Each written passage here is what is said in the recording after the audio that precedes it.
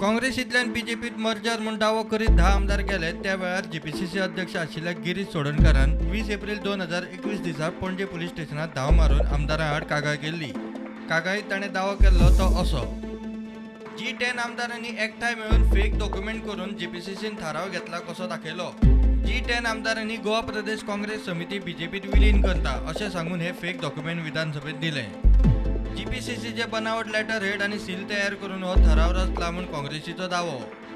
उपरांत पुलीस ज्युरिडिक्शनाच्या मुद्द्याक लागून पर्वरे पुलीस स्टेशनात कागाळ केली, मात पर्वरे पुलिसांनी FIR रजिस्टर करूं ना। गिरीश म्हापसा JMFC कोर्टात पावलो।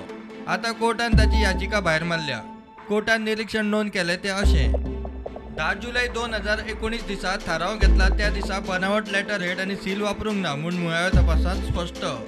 थारावाच्यो गजाली नमूद करूंक लेटर हेड आणि सील वापरला ते प्रदेश काँग्रेस समितीच्या कचेरेंतल्या रजिस्टरांत मिटिंगेचो उल्लेख नासलो म्हूण अशे तरेची बसका दखलपात्र गुन्यांव थारना। ह्या कारणाक लागून कोर्ट अर्ज भायर मारता। विलिनीकरणाक सभापतीन मान्यताय दिल्ली। उपरांत ताच्या निर्णयाक हायकोर्टांतूय चॅलेंज दिल्ली, थंय अपील भायर पडले। तेन्ना हो थाराव खरो आसा अशेंय म्हापसा कोर्टान नमूद केलां। प्रुडंटा खातीर सिनियर रिपोर्टर मुकेश कुमार।